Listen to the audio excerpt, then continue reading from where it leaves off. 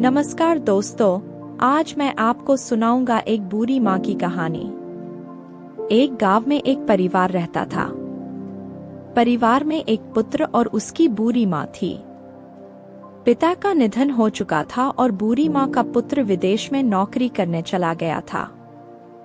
3 साल हो चुके थे और इन 3 सालों में माँ और भी बुरी हो गई थी। 57 वर्ष की उम्र में कमलेश देवी की याददाश्त काफी कमजोर हो गई थी। रोजमर्रा की चीजें उन्हें याद नहीं रहती थी, लेकिन एक चीज जो वे हमेशा याद रखती थी वह था उनका बेटा। दिन रात एक पल भी ऐसा नहीं होता जब उन्हें अपने बेटे की याद नहीं आती। दूसरी ओर बेटा साल में एक बार अपने माँ को फोन करता था और 1-2 मिनट से ज्यादा बात नहीं करता था। फिर भी बुरी माँ टकटकी लगाए अपने बेटे का इंतजार करती रहती थी।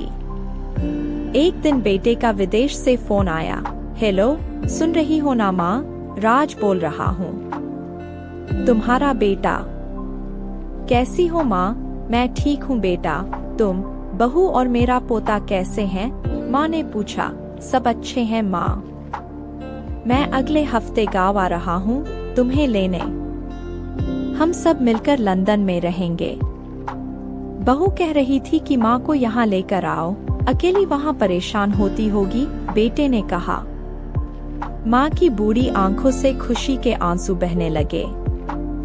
बेटे और बहू के प्रेम को देखकर माँ का दिल खुशी से भर गया।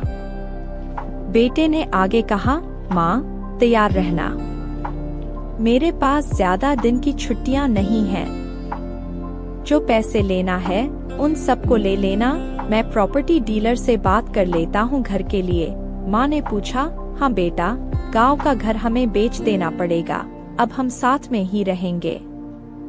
वहाँ घर रखने का कोई मतलब नहीं है, बेटे ने कहा। बुढ़ापे की वजह से ठीक से चलने में असमर्थ माँ, तुमने पूरे मोहल्ले में घूमकर इस खुशखबरी को सबको सुनाया। सभी को खुशी हुई कि माँ जी के आखिरी दिन अपने परिवार के साथ खुशी से बीतेंगे। घर वापस आकर माँ ने अपने घर को एक एक कोने से देखा, जैसे वह अपने दूसरे बेटे को देख रही हो। घर को अपने बेटे से कम समझा नहीं था। पति के साथ 40 साल यहीं बिताए थे, लेकिन अब मजबूरी थी। बुढ़ापे के आखिरी पल बेटे और बहू के साथ बिताना चाहती थी। दिल पर पत्थर रखकर माँ घर बेचने के लिए तैयार हो गई। आनन फानन में बेटे ने घर को आधे दामों पर बेच दिया। माँ ने ज्यादा नहीं किया, लेकिन जिन चीजों से दिल लगाव था उन्हें समेटा और बेटे के साथ टैक्सी में बैठकर एयरपोर्ट के लिए चल पड़ी। एयरपोर्ट पर बेटे ने माँ से कहा, माँ तुम यहाँ बेंच पर बैठो, मैं सामान और बोर्डिंग पास की चेकिंग कराता हूँ। वहाँ वक्त लगता है और खड़ा रहना पड़ता है। तुम यहीं आराम करो, मैं आया। माँ बेंच पर बैठ गई और बेटा अंदर चला गया। काफी समय बीत गया, बेटा वापस नहीं लौटा। माँ सोचने लगी कि शायद चेकिंग में देर हो रही होगी। अंधेरा होने लगा और लोगों की चहल पहल भी कम हो गई। अब माँ को चिंता होने लगी। एक कर्मचारी ने आकर पूछा, किससे मिलना है माँ जी? आप यहाँ क्यों बैठी हैं? डरती हुई आवाज में कमलेश देवी बोली, मेरा बेटा अंदर सामान की चेकिंग कराने गया है। लंदन जा रहे हैं हम। कर्मचारी ने पूछा, आपके बेटे का नाम क्या है? राज, माँ ने बताया। कर्मचारी अंदर गया और थोड़ी देर बाद बाहर लौटा। उसने कहा, माँ जी, लंदन जाने वाली फ्लाइट तो दोपहर में ही जा चुकी है और आपका बेटा भी उस फ्लाइट में बैठकर लंदन चला गया है। अब आपके यहाँ बैठने का कोई मतलब नहीं है। आप भी अपने घर चली जाइए।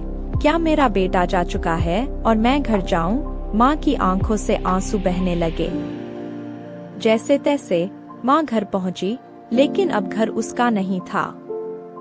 घर बेच चुका था। वह वहीं बरामदे में तुलसी के पास सो गई।